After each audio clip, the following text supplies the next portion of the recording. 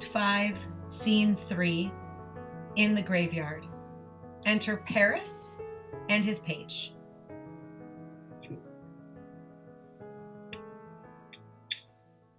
Give me thy torch, boy, hence and stand aloof, yet put it out, for I would not be seen.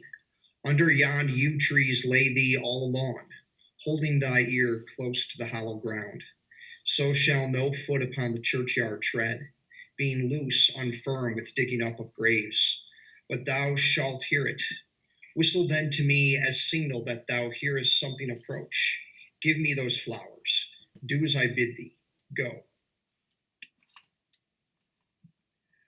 I am almost afraid to stand alone here in the churchyard, yet I will adventure. He moves away from Paris. Paris begins scattering flowers. Sweet flower, with flowers thy bridal bed I strew. O woe, thy canopy is dust and stones, which with sweet water nightly I will dew, or, wanting that, with tears distilled by moans. The obsequies that I for thee will keep nightly shall be to strew thy grave and weep. The page whistles from a distance. The boy gives warning something doth approach. What cursed foot wanders this way tonight, to cross my obsequies and true love's right? What, with a torch? Muffle me, night, awhile. And he goes into hiding. In comes Romeo and Balthazar. Give me that mattock and the retching iron. Hold, take this letter. Early in the morning, see thou deliver it to my lord and father. Give me the light. Upon thy life I charge thee. Whatever thou hearest or seest, stand all aloof, and do not interrupt me in my course. Why I descend into this bed of death is partly to behold my lady's face, but chiefly to take thence from her dead finger a precious ring, a ring that I must use in dear employment. Therefore hence be gone. But if thou, jealous, dost return to pry in what I farther shall intend to do, by heaven I will tear thee joint by joint, and strew this hungry churchyard with thy limbs. The time and my intents are savage wild, more fierce and more inexorable far than empty tigers or the roaring sea. I will be gone, sir, and not trouble ye. So shalt thou show me friendship. Take thou that. And Romeo gives him money. Live and be prosperous, and farewell, good fellow. For all this same, I'll hide me hereabout. His looks I fear, and his intents I doubt. And Balthazar also hides. Romeo begins to force open the tomb with a crowbar. Thou detestable maw, thou womb of death, gorged with the dearest morsel of the earth. Thus I enforce thy rotten jaws to open, and in despite I'll cram thee with more food. This is that banished haughty Montague that murdered my love's cousin, with which grief it is supposed the fair creature died, and here is come to do some villainous shame to the dead bodies. I will apprehend him. Paris steps forward to arrest Romeo. Stop thy unhallowed toil, vile Montague. Can vengeance be pursued further than death? Condemned villain, I do apprehend thee. Obey and go with me, for thou must die. I must indeed, and therefore came I hither. Good gentle youth, tempt not a desperate man. Fly hence and leave me. Think upon these gone. Let them affright thee. I beseech thee, youth, put not another sin upon my head, by urging me to fury. Oh, begone! By heaven, I love thee better than myself, for I come hither armed against myself. Stay not, begone, live, and hereafter say a madman's mercy, bid thee run away. I do defy thy commination, and apprehend thee for a felon here. Wilt thou provoke me? Then have at thee, boy. They draw their weapons and begin to fight. Oh, Lord, they fight. I will go call the watch. And the page exits to call the watch. Oh, I am slain. If thou be merciful, open the tomb. Lay me with Juliet. And Paris dies. In faith I will. Let me peruse this face. Mercutio's kinsman, noble County Paris. What said my man when my betossed soul did not attend him as we rode? I think he told me Paris should have married Juliet. Said he not so, or did I dream it so? Or am I mad, hearing him talk of Juliet, to think it was so? Oh, give me thy hand, one writ with me in sour misfortune's book. I'll bury thee in a triumphant grave. He opens up the tomb. A grave? Oh no, a lantern, slaughtered youth, for here lies Juliet, and her beauty makes this vault a feasting presence full of light. Death, lie thou there, by a dead man interred. He lays Paris's body in the tomb. How oft, when men are at the point of death, have they been merry, which their keepers call a lightning before death? Oh, how may I call this a lightning? O my love, my wife, death that hath sucked the honey of thy breast, hath had no power yet upon thy beauty. Thou art not conquered. Beauty's in sin, yet is crimson in thy lips and in thy cheeks, and death's pale flag is not advanced there. Tybalt, liest thou there in thy bloody sheet?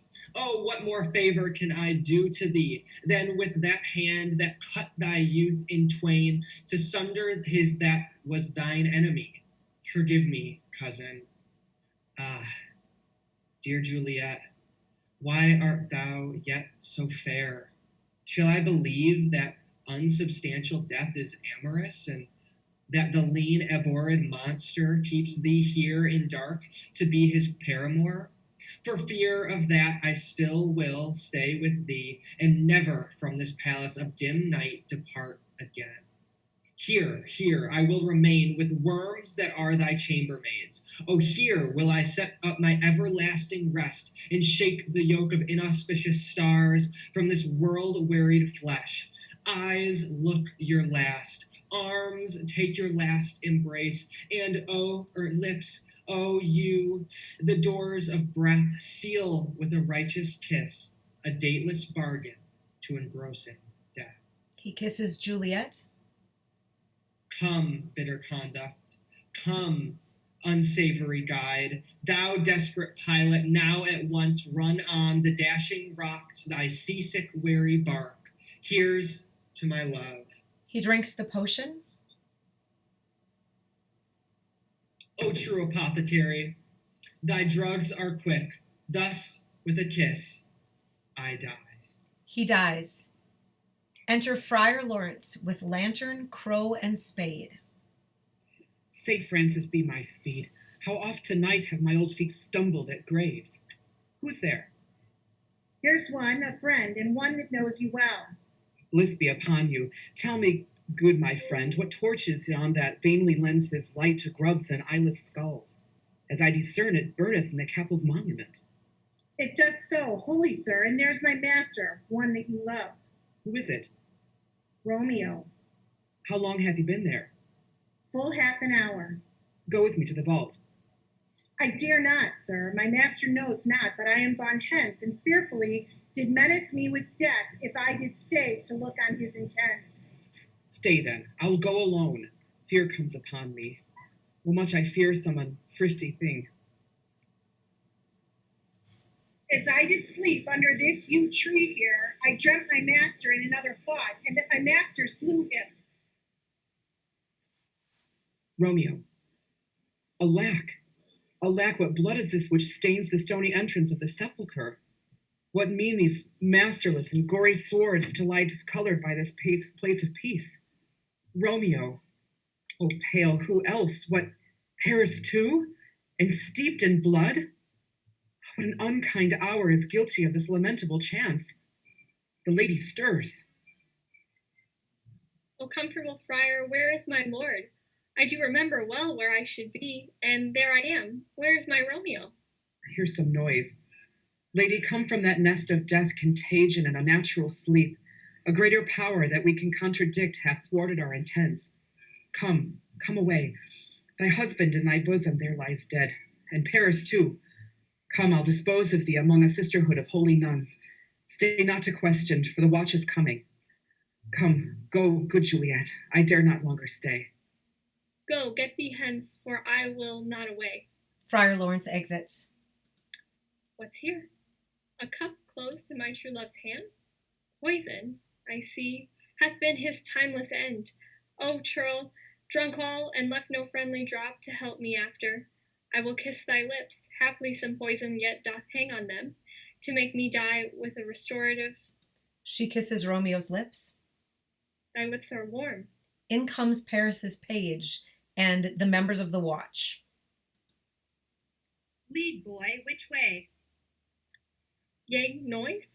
Then I'll be brief. O happy dagger, this is thy sheath, there rust and let me die. She takes Romeo's dagger, stabs herself, and dies by his side. This is the place, there where the torch doth burn. The ground is bloody. Search about the churchyard. Go, some of you. Whoever you find, attach. Some of the watchmen exit. Pitiful sight. Here lies the county slain, and Juliet bleeding, warm and newly dead, who here hath lain this 2 days buried. Go, tell the prince, run to the Capulets, raise up the Montagues, some others search. More watchmen exit. We see the ground whereon those woes do lie, but the true ground of all these piteous woes we cannot without circumstance descry. The watchmen come back, and they have captured Romeo's man, Balthazar. Here's Romeo's man. We found him in the churchyard. Hold him in safety till the prince come hither. In comes another watchman who's captured Friar Lawrence. Here is a friar that trembles, sighs, and weeps. We took this mattock and this spade from him as he was coming from this churchyard's side.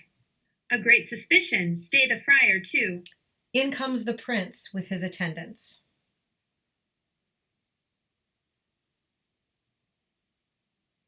What misadventure is so early up that calls our person from our morning rest? In comes Capulet and Lady Capulet. What should it be that is so shrieked abroad? Oh, the people in the street cry Romeo, some Juliet, and some Paris, and all run with open outcry toward our monument.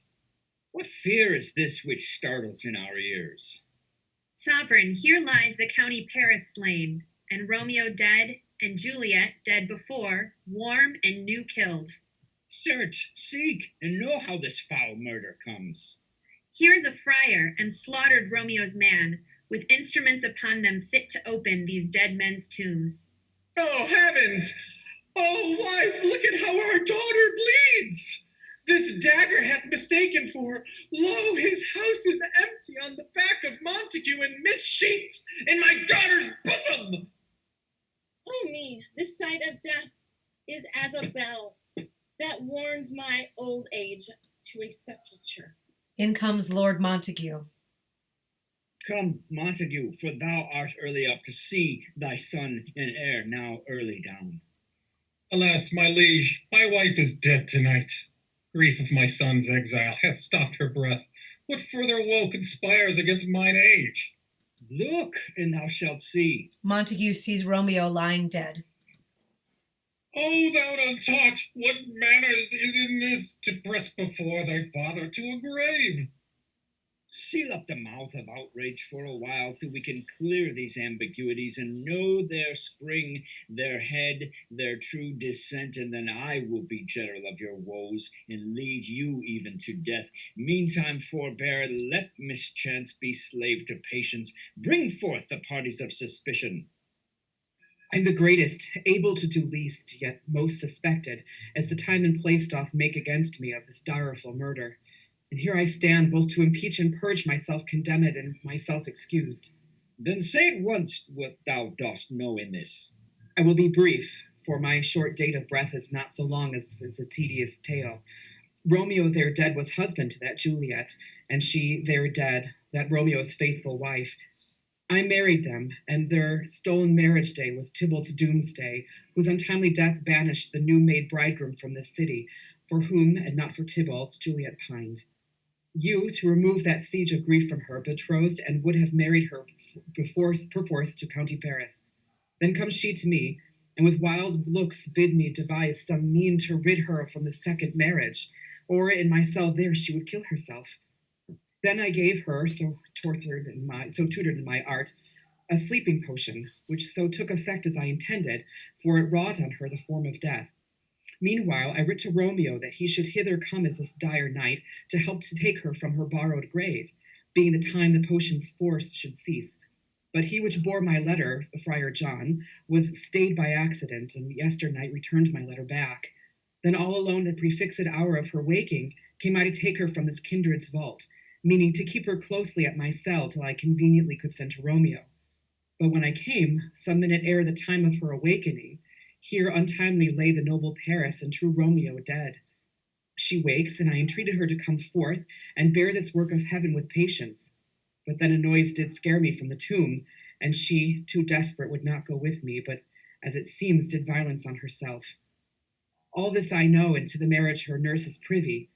And if I ought in this miscarried by my fault, that my old life be sacrificed some hour before this time unto the rigor of severest law. We still have known thee for a holy man. Where's Romeo's man? What can he say to this? I brought my master's news of Juliet's death, and then in post he came from Mantua to this same place, to this same monument. This letter he early bid me give his father, and threatened me with death, going in the vault, if I departed not and left him there. Give me the letter. I will look on it. He takes Romeo's letter. Where is the county's page that raised the watch? Sirrah, what made your master in this place? He came with flowers to strew his lady's grave, and bid me stand aloof, and so I did. Anon comes one with light to open the tomb, and by my master drew on him, and then I ran away to call the watch. This letter doth make good the friar's words, their course of love, the tidings of her death, and here he writes that he did buy a poison of a poor apothecary, and therewithal came to this vault to die and lie with Juliet. Where be these enemies, Capulet, Montague? See what a scourge is laid upon your hate, that heaven finds means to kill your joys with love, and I, for winking at your discords too, have lost a brace of kinsmen. All are punished. Oh, brother Montague, give me thy hand. This is my daughter's jointure, for no more can I demand. But I give thee more, for I will ray her statue in pure gold, that whiles Verona by that name is known, there shall no figure at such rate be set as that of true and faithful Juliet. As rich shall Romeo's by his ladies lie, poor sacrifices of our enmity. A glooming peace this morning with it brings, the sun for sorrow will not show his head. Go hence to have more talk of these sad things, some shall be pardoned and some punished, for never was a story of more woe than this of Juliet and her Romeo. They all exit. End of Romeo and Juliet.